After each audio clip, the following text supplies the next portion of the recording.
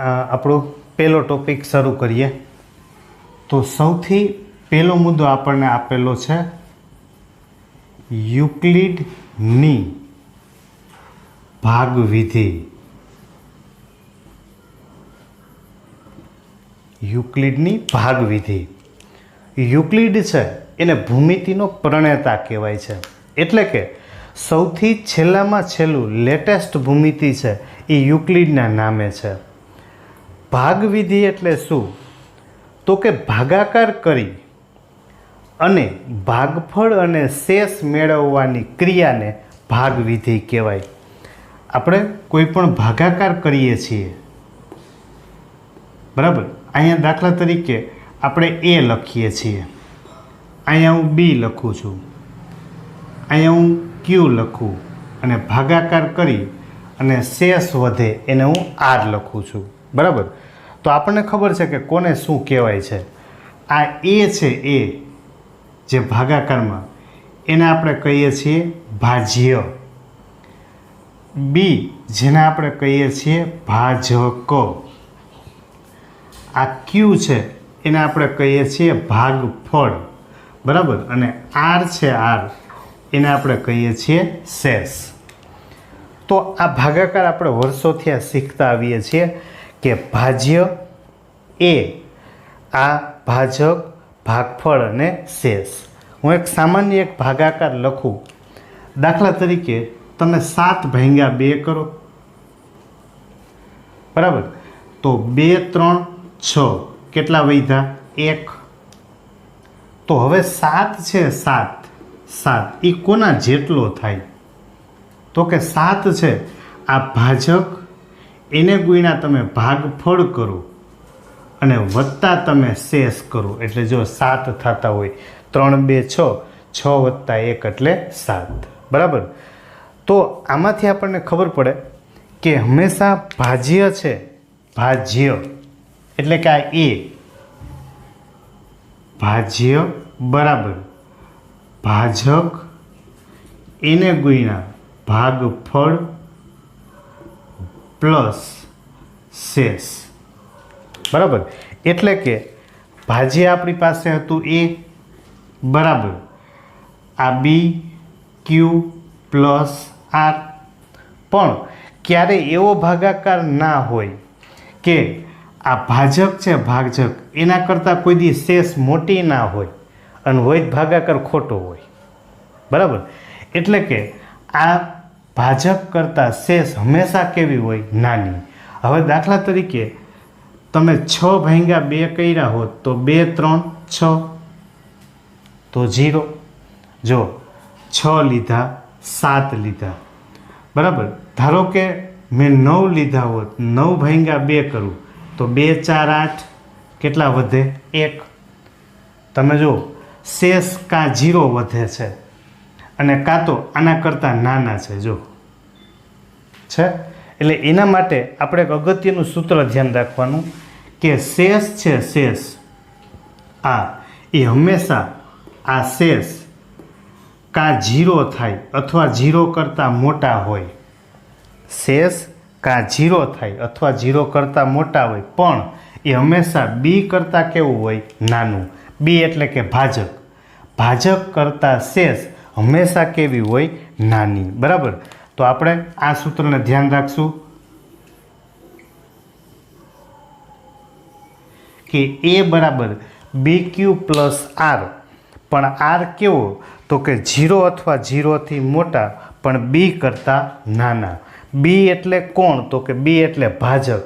ભાજક કરતાં શેષની કિંમત હંમેશા કેવી હોય? નાની, બરાબર. ક્લિક થઈ ગયું. શેષ હંમેશા ભાજક કરતાં કેવું હોય? નાનું.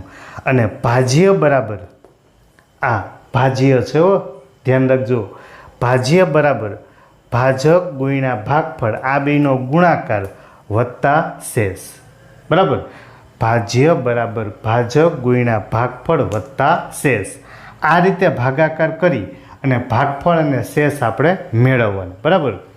તો સૌથી પહેલાં આ યુક્લિડે આપણને ભાગાકાર કરી, આજે આપણે ભાગાકાર કરીએ છીએ, ભાગાકાર કરી અને ગુસા મેળવવાની રીત આપી હતી, ગુસાઅ મેળવવાની રીત. બરાબર. તો સૌથી પહેલો પ્રકાર કે યુક્લિડની રીતે ગુસા મેળવવો. બરાબર. ગુસા એટલે ગુરુત્તમ સામાન્ય અવયવ. ગુરુત્તમ એટલે મોટા મોટું, સામાન્ય એટલે કે સરખું, અવયવ એટલે ભાગ. તમને જે સંખ્યા આપે એમાંથી વધારેમાં વધારે સરખું હોય એ તમારે લઈ લેવાનું. બરાબર. જો વર્ષો પહેલાં આપણે સામાન્ય વાત હવે શીખવાડતા, દાખલા તરીકે 8 હોય 8 તો આપણે એના ભાગ પાડીએ 2 2 4 4 2 8. નાનામાં નાના ભાગ પાડવાના. કેવા ભાગ? નાનામાં નાના, જેને આપણે અવિભાજ્ય ભાગ કહીએ છીએ. હવે આના ભાગ પડે નહીં. પછી ધારો કે આપણે 12 લીધા હોય તો 12ના હું ભાગ પાડું તો 2 3 6 6 2 12. બરાબર. તો બેયમાં સરખું હોય એવું કોણ? તો કે એક તો 2 એટલે એક વખત 2 લઈ લીધા. તમને એમ લાગે હજી બેયમાં 2 સરખા છે તો હજી પાછા 2 લઈ લ્યો. તો 2 ગુણાકારમાં 2 એટલે કેટલા? 4. તો આપણને ગુસા મળી ગયો. ગુસા કેટલો મળ્યો? 4. પણ આ આપણે અવિભાજ્ય ભાગ પાડીને લખ્યું છે. યુક્લિડે તો ભાગાકાર કરીને કીધું છે. બરાબર. તો આ સામાન્ય રીત થઈ કે ભાગ પાડી અને આપણે શું મેળવ્યું? ગુસા. હવે આપણે આ જ વાતને યુક્લિડ માટે લઈ જાય. આપણે સંખ્યા લીધી છે 8 અને 12. બરાબર. જોજો આપણી પાસે સંખ્યા કઈ છે? 8 અને 12. રેડી? આ બે સંખ્યા છે. તો આમાંથી સૌથી મોટી સંખ્યા છે 12.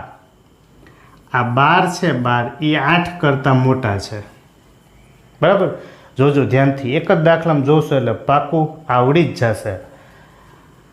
તો હવે આપણે 12 મોટા છે તો સૌથી પહેલાં 12 ભાગ્યા 8 કરવાના. 8 ભાગ્યા 12 ન થાય. બરાબર. આપણે આવડે છે. તો 8 ભાગ્યા 12 કરશું તો 8 એકુ 8. કેટલા વધશે? 4. બરાબર. તો સૌથી પહેલાં આપણે હમણાં જ આપણે લખતા શીખ્યા કે ભાજ્ય છે. ભાજ્ય કયું છે? તો કે 12. એના બરાબર ભાજક એને ગુણ્યા ભાગફળ વત્તા શેષ. બરાબર. તો 12ને 8થી ભાંગો. 8 એકુ 8. કેટલા વધ્યા? 4. તો આ આપણી પાસે ભાજ્ય હતું. એ કોના જેટલું હોય? તો કે ભાજક એને ગુણ્યા ભાગફળ વત્તા શેષ. હવે એનાથી આગળ જે ભાજક છે, જોજો બરાબર ધ્યાનથી, ભાજક છે આને, એના કરતાં શેષ તો નાની જ હોય. તો હવે એ બેનો ભાગાકાર કરવાનો. 8 ભાગ્યા 4 તો 4 2 8. તો હું મળ્યું 0. તો આપણે પાછું લખશું.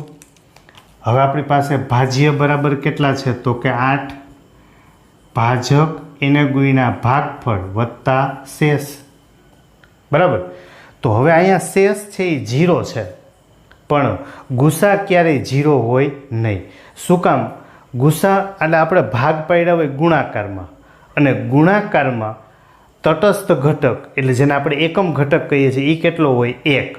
એટલે જ્યારે કાંઈ ગુસા ન હોય ત્યારે કેટલો હોય? 1. પણ આમાં જ્યારે તમે યુક્લિડથી ગણો છો ત્યારે શેષ 0 આવે તો તમારે એની ઉપરની સંખ્યા જોવાની છે, શેષ. બરાબર. એની ઉપરની સંખ્યા જોશો તો કેટલી મળે છે આપણને? 4. એટલે કે આનો જે ગુસા છે, ગુસા એ આપણને કેટલો મળશે? 4. દાખલા તરીકે મેં 5 અને 7 લીધા હોત. બરાબર. તો હવે હું 7 ભાગ્યા 5 કરું તો 5 એકુ 5. કેટલા વધ્યા? 2. બરાબર. હવે મારે 7 છે તો 7 બરાબર આપણે મળ્યા ભાજક ગુણ્યા ભાગફળ વત્તા શેષ. હવે મારે 5ને 2થી ભાંગવાના છે. 5 ભાગ્યા 2 તો 2 2 4. કેટલા વધ્યા? 1. તો 5 બરાબર ભાજ્ય બરાબર ભાજક ગુણ્યા ભાગફળ વત્તા શેષ. બરાબર. હવે મારે 2 ને 1 થી ભાંગવાના છે, તો 1 2 2 0, તો 2 બરાબર 1 ગુણ્યા 2 વત્તા 0, બરાબર. તો હવે 0 તો હોય નહીં, તો આપણે 0થી ઉપરની સંખ્યા લેવાની, તો 0ની ઉપર કેટલા છે 1, તો આનો ગુસા કેટલો થશે 1, બરાબર.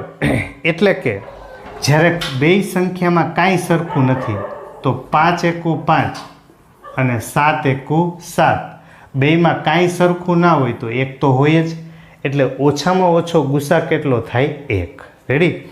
તો આ આપણે યુક્લિડની વાત કરી કે ભાજ્ય બરાબર ભાજક ગુણ્યા ભાગફળ વત્તા શેષ, પણ શેષ 0 આવે તો એની ઉપરની સંખ્યા જોઈ લ્યો, એનો શું મળશે ગુસા, બરાબર. તો આ પહેલી રીત યુક્લિડની રીતે ગુસા. હવે આપણે સ્વાધ્યાયના દાખલામાં જઈએ, બરાબર.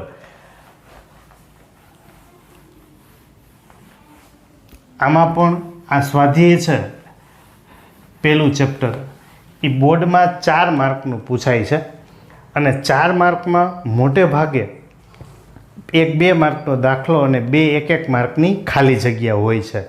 એટલે મોટા સાબિતીના દાખલા આપણે આમાં પણ વચ્ચે લેશું નહીં, એને આપણે છેલ્લે રાખશું, બરાબર. જો સૌથી પહેલાં રકમ આપેલી છે 135 અને 225, 135 અને 225, બરાબર. આ પહેલો દાખલો છે. યુક્લિડની રીતે આપણે ગુસા જોઈએ છે, તો મોટી સંખ્યા છે 225, 225 ગ્રેટર ધેન 135, બરાબર. તો આપણે સૌથી પહેલાં 225 છે, 225 એને આપણે 135થી ભાંગશું. મોટી સંખ્યાને નાની સંખ્યા વડે ભાગાકાર કરીએ, બરાબર. તો 135 એને ગુણ્યા 2 કરશો તો 270 થઈ જશે. 135 એકુ 135, બરાબર. આમાં ભાગાકાર સામાન્ય આવડશે એટલે બધાય દાખલા આવડે એવા છે. 5માંથી 5 જાય તો 0, 22માંથી કેટલા બાદ કરવાના છે 13, એટલે આપણી પાસે વધશે અહીંયા કેટલા 9. જો આના કરતાં નાનું છે, હંમેશા ભાજક કરતાં શેષ નાનો હોવો જોઈએ, બરાબર. હવે આપણે પહેલાં ભાગાકાર કરી લઈએ, પછી એકારે લખતા જઈશું. હવે 135 એને આપણે કેટલા વડે ભાંગશું, તો કે 90. 135 એને ભાંગ્યા 90, તો 90 એકુ 90, કારણ કે 90 ગુણ્યા 2 કરશો તો 180 થઈ જાય, બરાબર. તો આ કેટલા વધશે આપણી પાસે 5, 13માંથી 9 ગયા એટલે 4, બરાબર. હાલો હવે 90 ને કેટલા વડે ભાગશું આપણે 45, બરાબર. તો 90 એને ભાંગ્યા 45, તો 45 2 90, એટલે શું વધશે 0, બરાબર. તો આને આપણે બધાને લખશું. તો જો સૌથી પહેલાં ભાજ્ય છે 225, એના બરાબર ભાજક એને ગુણ્યા ભાગફળ વત્તા શેષ, બરાબર. પછી છે 135, 135 બરાબર ભાજક 90 એને ગુણ્યા 1 પ્લસ કેટલા થશે 45. પછી ભાજ્ય છે 90, 45 ગુણ્યા 2 પ્લસ 0. તો મેં હમણાં જ કીધું 0 તો ગુસા હોય નહીં, તો એની ઉપરની સંખ્યા જોવાની. એની ઉપરની સંખ્યા જોશો એટલે કેટલી મળશે 45. 45 છે એ આપણને શું મળશે ગુસા, બરાબર. પછી બીજો દાખલો છે, એની રકમ છે 196 અને 38 220. 196 38 220, બરાબર. તો ગમે એટલા દાખલા લ્યો, ગમે એવા આંકડા આપે, મૂળ વાત એક જ છે. મોટી સંખ્યા છે 38 220 ગ્રેટર ધેન કેટલા થશે 196. તો 38 220 એને ભાંગ્યા આપણે કેટલા કરશું 196, બરાબર. તો 196 એને ગુણ્યા 2 કરીએ, અને 196 ગુણ્યા આપણે 2 કરીને જોઈ લઈએ. દાખલા તરીકે હું આને 200 લઈ લઉં. 196 છે, કેટલા લઈ લો? 200. 200 ને ડબલ કરી નાખો એટલે થશે 400. અહીં મેં 4 વધાર્યા હતા, તો 4ના ડબલ એટલે 8 બાદ કરી દો તો 100 અહીંયા થઈ જશે 392. તો એક જ ભાગ આવશે 196. બરાબર. ગુણાકાર તમે સામાન્ય રીતે ગણી શકો. એ હવે અહીં 10 કો લઈ લે, 10 ને 2 12, 12માંથી 6 ગયા એટલે 6. અહીં કેટલા વધશે? 7 એટલે 37. 37માંથી કેટલા બાદ કરવા છે? તો કે 19. બરાબર. તો 37માંથી આપણે 19 બાદ કરવા છે, પાછો 10 કો લઈ લે 17. 17માંથી 9 જશે એટલે 8. 2માંથી 1 ગયા એટલે 1. તો જો આના કરતાં નાનું આવી ગયું. હવે તો કે ઉપરથી ઉતારીએ 2, 1862.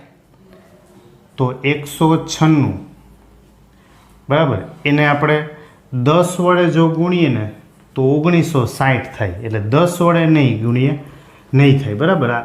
તો 9 વડે ટ્રાય કરીએ. તો 9 6 54, 5 9 9 81, 81 ને 5 86, 8 9 1 9 ને 8 17.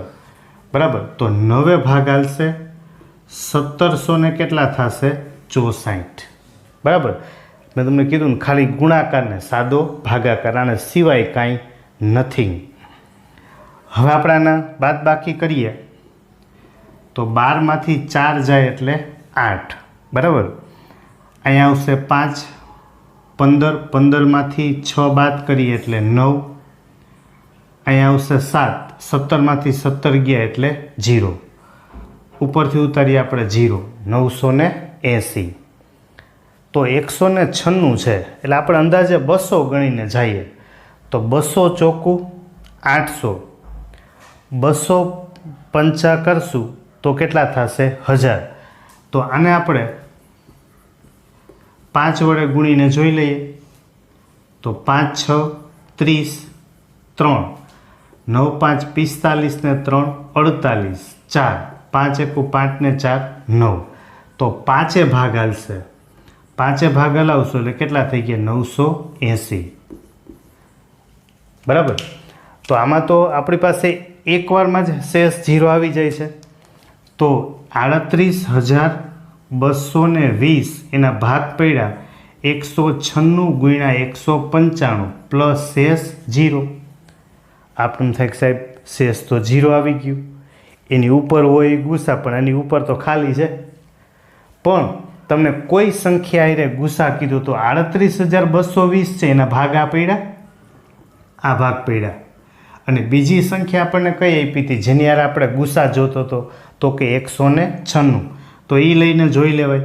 196 બરાબર એના ભાગ પાડો તો 196 એકો 196.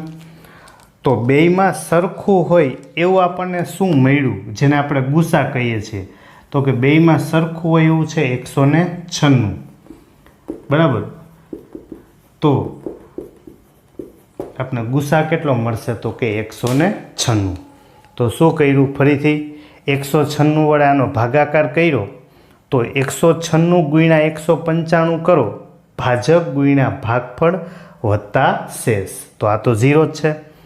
તો 196 ગુણ્યા 195, 196ને આપણે ભાગ પાડ્યા 196 એકુ 196. બીજા તો ભાગ પાડવાની જરૂર નથી કારણ કે ઓલરેડી બેમાં સરખા કેટલા છે? 196. તો આનો ગુસા કેટલો થશે? 196. ઓકે. જો એની આગળ હજી એક ગણીએ 867 અને 255. માત્ર સંખ્યાઓ બદલશે, રીત નહીં બદલે. બરાબર. આને આપણે યુક્લિડની રીતે ગુસા મેળવવું છે. એટલે આપણી પાસે 255 એ નાની સંખ્યા છે, 867 બરાબર એ મોટા છે કોના કરતાં? 255. તો 867 એને ભાંગ્યા 255. હવે 255 છે અને આપણે 250 ગણીએ અંદાજે, તો 250 ગુણાકારમાં 3 કરીએ ને તો 750 થાય. જો 4 કરીએ તો 1000 થઈ જાય. એટલે 4 તો ભાગ હાલશે નહીં, બરાબર. તો આપણે 3 ગુણાકાર કરીને જોઈ લઈએ. 255 એને ગુણ્યા 3, તો 3 5 15, 3 5 15 ને 1 16, 3 2 6 ને 1 7, તો 3 ભાગ હાલશે, બરાબર. 765 એટલે આ થશે 2, આ 0 1, બરાબર. હવે 255 એને ભાંગ્યા આપણે કેટલા કરશું? 102, તો 255 એને ભાંગ્યા 102, તો 102 એને ગુણ્યા 2 કરશો એટલે 204 થશે. તો 2 ભાગ હાલશે 204, તો વધશે કેટલા? તો કે 1, અહીંયા 5, આ તો 0, બરાબર. તો હવે 102 એને ભાંગ્યા 51, તો 51 એને ગુણ્યા આપણે 2 કરીએ તો 2 1 2 ને 2 5 10, તો કેટલા થઈ જશે? 0, બરાબર. તો આને આપણે યુક્લિડની ભાગવિધિ પ્રમાણે લખી નાખીએ તો 867 ભાજ્ય બરાબર ભાજક એને ગુણ્યા ભાગફળ વત્તા શેષ.